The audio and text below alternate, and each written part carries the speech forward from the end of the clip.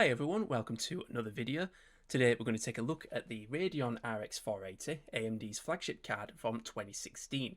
It has a base clock speed of 1120 MHz with a boost speed of 1266 MHz and 8GB GDDR5 VRAM clocked at 2 GHz.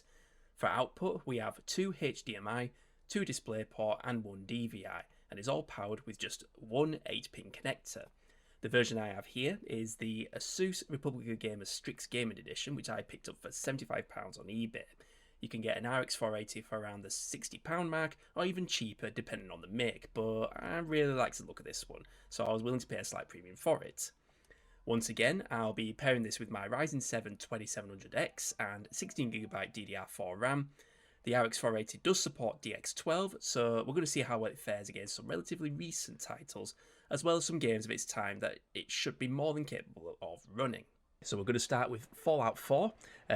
Despite its flaws, it's a game I'm very fond of. The recommended settings were set to Ultra. Of course, we're running at 1080p. Let's see how we get on here. Okay, so starting in the Commonwealth Wasteland, it's looking pretty promising, averaging 107 frames per second. The frame dips aren't too bad. Oh, we got a bit of a drop there. Looking pretty smooth, but I anticipate as we reach this more dense area of buildings, it's going to drop as we're already seeing. It's just dropping and dropping. It's still averaging about 80 frames per second. Percentile lows okay. Let's go help Paladin Dance fight off these feral ghouls. That's where I anticipate we're going to see a struggle. Not only with ghouls, but with the graphics. We're down. Ooh. Okay, so it's not doing too bad. GPU's maxed out.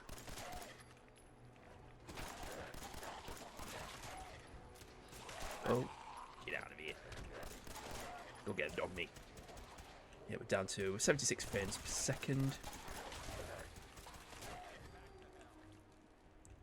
That's not doing too bad. I'll be honest, I already tested this, but I made an error with my benchmarking figures. I actually got a much worse figure. We'd seen like 30 odd frames per second. But, oh no, I've run out of ammo. Anyone got any ammo? Shoot! Yeah, just mow them down. Are we done? Oh, and that was it. Just one more to go. Okay, so average of 75 frames per second, 1% low of 42, and 0.1% low of 26. Obviously, we all know that Fallout 4 is not a very well optimized game, so even on newer hardware, you're going to see those similar kind of frame drops. Doom Eternal now. We're running at 1080p, of course. I think we'll start with Ultra Nightmare settings. See how we get on there. I think this will do just fine. Alright, here we go. So, already off to a cracking start. 110 FPS. Barely any frame drops. The frame time graph is looking pretty smooth.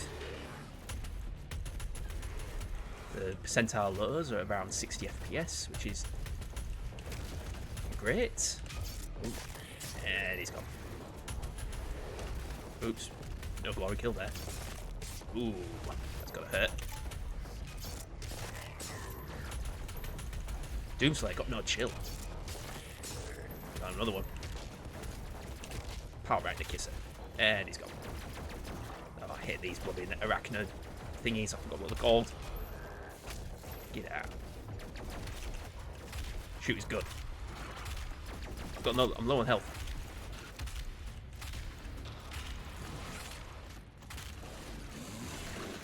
Oh no. Cut this dude in half to get some health out of him, hopefully. And get some ammo. Oh, there we go. Nasty. Yep, we can play Doom Eternal absolutely fine on this side. Ultra Nightmare settings. Great percentile lows. Average of 80 FPS. The game looks absolutely fantastic. Okay, now for The Witcher 3.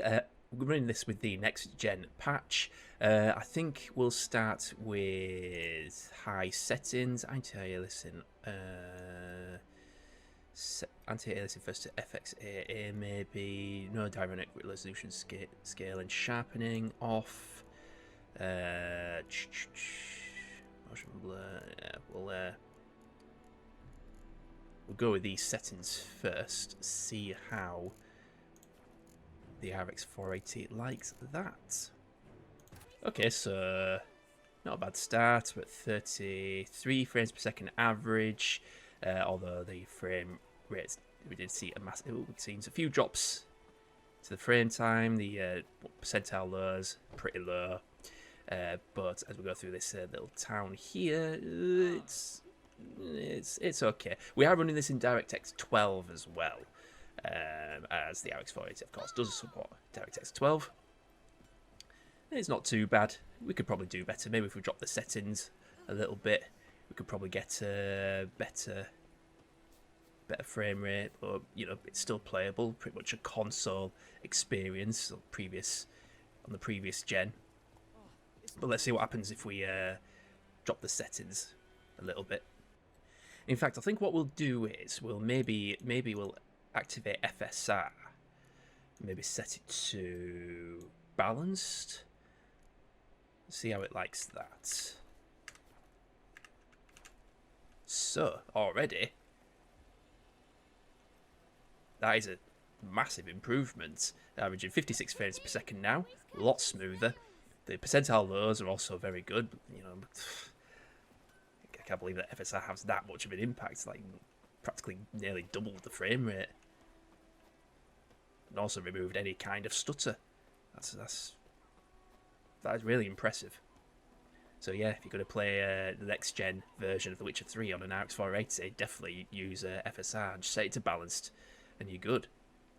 Okay, time for some GTA 5. We're going to run this in the DirectX 11 version. 1080p of course. Refresh rate, set that to 120. That's what I've got the capture card set at. VSync off. I think let's try. It looks like it's setting the setting. Let's set everything to max settings. After all, this game was released a year before the RX480, and alright, we're in. We're off to a good start. Averaging 111 frames per second. Let's go grab a car and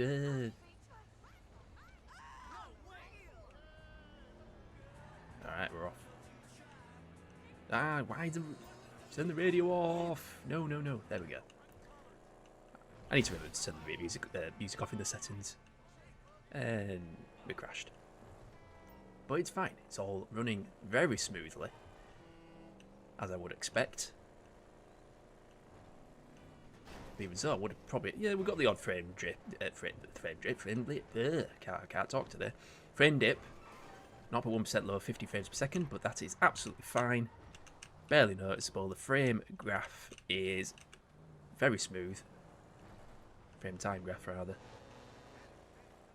And yeah, you can play GTA 5 comfortably on RX480. What more is there to say? Outer Worlds now, we're going to run this at 1080p of course, and in terms of quality, let's see what happens if we detect the graphics settings. We recommend high. I'm okay with that, and so let's see how we get on with that. Okay, so we're already averaging 60 frames per second, which is oh no, that was a very bad drop there. We just maybe move around too quickly. Let's just ignore them and see. There's some more orders down here. We'll go take out some more orders, but we'll probably maybe should drop the quality a little bit. GPU's maxed out. Bang, and his body blew to bits. Nice. Gotta love unrealistic gunshot wounds. Tis but a scratch. Why are they all running away from me? Right. That's not too bad. But yeah, high settings. RX480 does okay. It's not even maxing out the VRAM. In fact, let's see. Tell you what, we'll run this at medium settings and see how much of an impact that has. So I'll just load up that game again.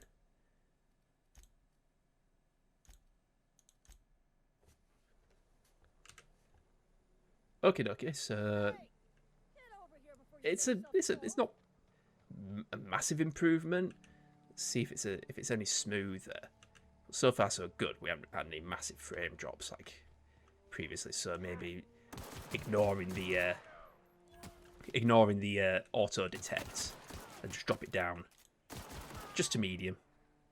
Look, we've had a 0.7 dropping the 0.1% lower. 15, but not as bad as when we got to high settings. I mean, the 1% lowers still at 55, which is fine, but we're still maxing out the GPU usage. Meanwhile, the Ryzen 7 2700X is barely breaking a sweat. Onto control now. We're running at 1080p, high settings. Let's see how that fares out. Okay, so we're averaging 39 frames per second. It's not too bad. Pretty much console quality. Oh no, and we've seen a few drops there. It's a bit, the frame time graphs a little stuttery there, but I feel like got it. I feel like if we drop the settings, we'd definitely get a much better performance. Ooh. I need to learn how to play this game again. I have no idea what I'm doing. just shoot. Just shoot first. Ask questions later.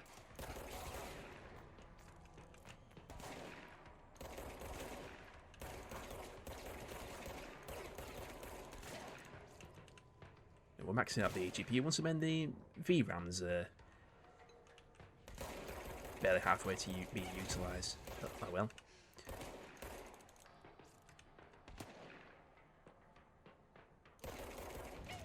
And I'm dead.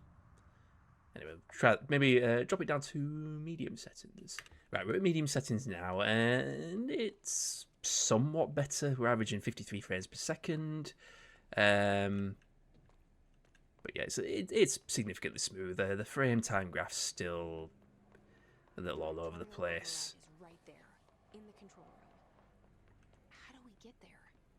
But yeah, it's a lot better. I mean, you can definitely play Control on the RX480 just absolutely fine. Maybe not at high settings, unless you really want the high settings. You do you. Now on to Cyberpunk 2077. I think we'll start with the low preset without any FSR. See how it copes with that. I don't think we'll get anything great out of it, but there's only one way to find out. All right, low settings with no FSR. We're actually getting a respectable. Oh, and it just dropped as soon as I hit the accelerator. I mean, averaging 49 FPS, that's still a respectable figure. I can't remember what the crowd density is. I'll just have it at medium or something, but we'll just follow this at marker. Yeah, we're getting a lot of frame drops here. The GPU's maxed out there. It's not doing too bad. I mean, if we have FSR on it, we'll definitely get some better frame rates. So it turns out I had the... I'm getting out of the cat. I had the crowd density set to low, so I've turned that up to medium and set FSR to quality, and it's not looking much better, to be honest with you. I mean, the percentile lows are okay. How do I sheathe my weapon? There we go. But it's still not too bad. Maybe if we set the FSR quality to... Well, set FSR to quality, or rather, no, performance. it'll be a lot better. But you know, obviously it'll just make the game look worse.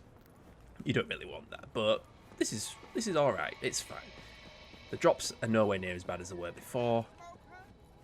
Frame rate's not really much different. I'm not getting quite 60 frames per second, but you probably need a 4090 to get anything above 60, quite frankly. Even on my RTX 3060, I don't barely get above 60 frames per second. We're going to try out the Shadow of the Tomb Raider benchmark. We'll run this in 1080p, DirectX 12 mode, and see what's that? Right, okay.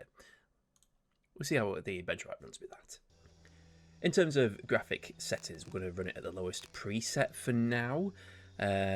See how that runs, and maybe we'll increase the settings after that. Okay, this is looking very promising. We're seeing an average of 110 frames per second. Frame time graph looks smooth as. Yeah, we're going to get a good stout score out of this one, I think. So overall, we got an average FPS of 107, so I'm thinking we'll just ramp it well up to maybe the highest settings and see what how that affects things. And that's obviously quite the difference. We're seeing an average 54 FPS. The percentile lows are looking pretty good still, which is yeah, it's good. That's good to see. Maybe if we run it at maybe medium or high settings, we'll get an average of at least 60 frames per second. Okay, cool. We got a average FPS 58, which is actually a lot better than I thought. Here is Death Stranding, 1080p, VSync off, maximum frame rates it's capped at 240. We're going to run this at very high graphics quality because, from my experience so far, this is a very well optimized game. But we shall see how the RX480 copes with it. Alright, so I have no idea what I'm doing in this game, but I can see we're averaging 72 frames per second. Remember, they were the maximum settings, and this just looks absolutely fantastic. I think this... Oh gosh. I really need to give this game a go, because it does intrigue me. I was quite excited when I found that Epic Games Store were giving it away for free. I was like, yes. Because there's just look at it. These kind of graphics should not run on an RX480, in my opinion. This is just unbelievable. An average of 99 FPS. It's just so well optimized. I'd like to try this out on maybe some older hardware, see what how old the hardware needs to be for it'll, we just get an actual stuttery mess. I don't know what that thing is, but how do we get over there? But anyway, nothing more to say. Death Stranding works absolutely great on an RX480. So to conclude, while the RX480 is showing its age, it still offers a very good experience with more modern titles when paired with the right CPU. But how does it compare with its successor, the RX580? According to Tech Power Up, the RX580's relative performance is only 6% greater than that of its predecessor, and prices on the used market are not that much greater. So if you're looking for a budget GPU from around this generation, you'd be better off grabbing an RX580, but be sure to check the VRAM, as there is a 4GB variant as well, which can be found significantly cheaper. So that's all for this video. I hope you enjoy this new format. To be honest, I'm having more fun doing videos like this, so I think I will continue with it. Be sure to like this video if you've enjoyed it, subscribe if you haven't done so already, and I will see you in the next one.